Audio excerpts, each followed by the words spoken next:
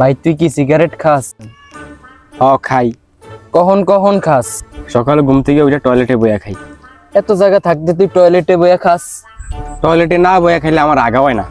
আর কখন কখন খাস? দুপুরে খাওয়ার পরে, রাইতে খাওয়ার আগে, আবার খাওয়ার পরে। তাহলে তো তুই দিনে 4টা বিড়ি খাস। হ। একটা বিড়ির দাম কত? 10 টিয়া। তুই প্রতিদিন সিগারেটের পিছনে 40 টাকা খরচ করস। হ। আচ্ছা তুই কতদিন ধরে সিগারেট খাস?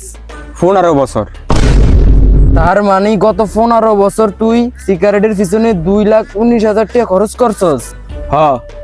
এই টিআইডি যদি তুই ব্যাংকে জমাইতাতি, ব্যাংকের টাকা লাভে তুই একটা 17 Pro Max কিনতাতি, একটা গাড়ি করতাতি, একটা বাড়ি করতাতি।